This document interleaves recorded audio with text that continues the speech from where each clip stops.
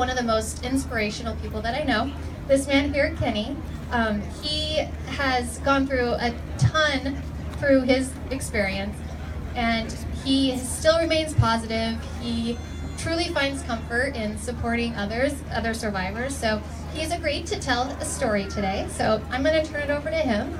And really the hope is here that we'll help raise some more awareness and help anyone else who might be fighting this disease. So here's Kenny.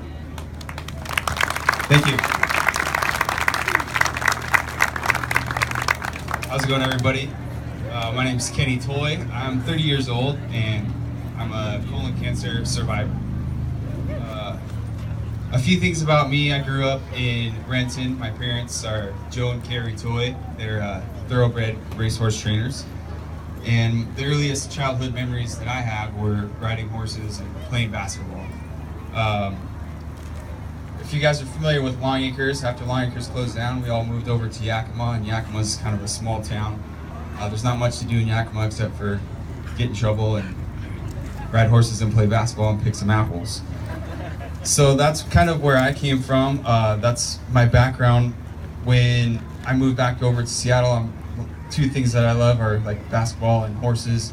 The Sonics are probably my my first love. I kind of cry about it when I think about the Sonics. And so when the Sonics left, that's kind of when I start to think about where my cancer journey started. Around 2008, 2009, I started noticing a little bit of depression because the Sonics were gone. And at the same time, I noticed some of my bowel movements were some of the things were getting a little bit different. I noticed I would go to the bathroom more often.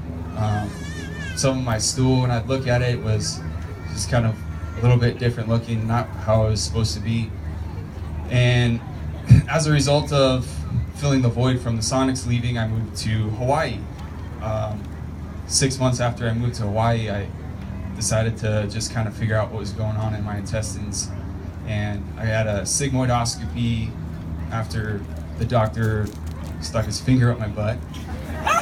And it was it was very embarrassing to be through that I was 25 at the time. It's kind of hard to put yourself through that as a man. So after a sigmoidoscopy and a colonoscopy, I was sitting in. I remember sitting there, and the doctor said, "Hey, Kenny, you got colon cancer." And I was sitting there just kind of thinking about it, and I couldn't believe what he said. Here I was, 25. I had two friends that came with me to Hawaii and thought I was gonna die.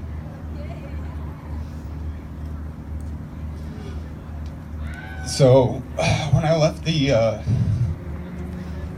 when I walked out of the doctor's office, I just kind of thought about what I was gonna do with my life. And I called my mom and I called my dad, and I was just kind of getting ready to just be like, "Hey guys, this is it," which it wasn't.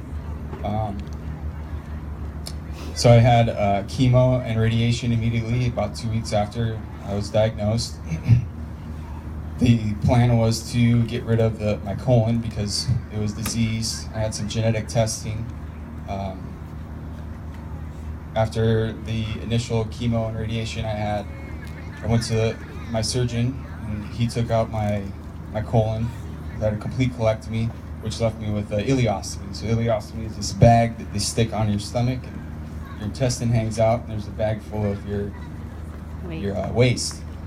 So I'm living in Hawaii on the beach, and I have this thing hanging out, and people are kind of looking at me, and instead of being embarrassed about it, I was just like, "This is my poop." Sorry, guys. So I started to at least get more comfortable with it, because you're gonna live with it, you might as well show it off, and might as well be comfortable with it. I'm on the beach, it's nice, it's fun. After the surgery, I healed from that. I had more chemo. It was 12 rounds of chemo, and I rode my motorcycle to work every day, no helmet, sunglasses, and I had my chemo thing hanging off of me. It was connected to the pump. I thought that was pretty cool. The nurses thought I was gonna kill myself. I said, "Well, I'm going into chemo. If I die, either way, it's going to be what I want to do. So the cancer treatment was about 2.5 years after I was finished with the 12 rounds of chemo. They took down my ileostomy, so I don't have an ileostomy anymore. They took off of all of my chemo ports, and it's been about 1.5 years since my ileostomy takedown, and here I am.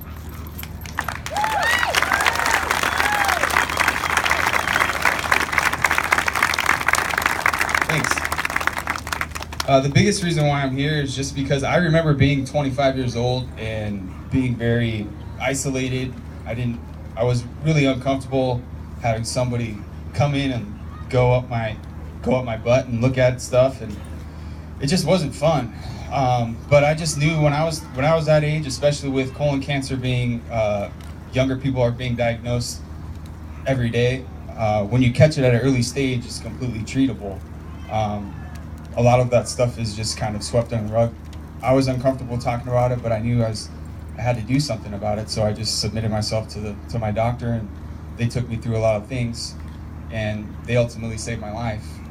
And so it's a very important thing to at least understand what's going on in your intestines, because we eat so many different things. We kind of don't really like talking about poop. I still don't, but we all poop. And cancer taught me a lot of different things, especially time. That's something that we can't save, and it's something that we should keep top of mind every time. That every day that we're alive, it's a special thing. And so if you guys want to talk to me about it, I'm pretty open.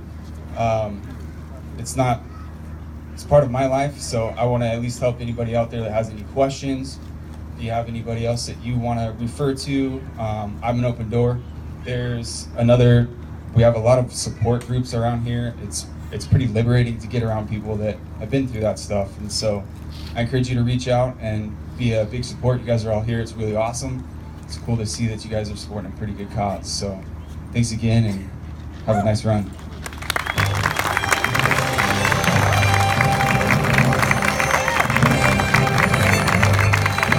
Thanks, man.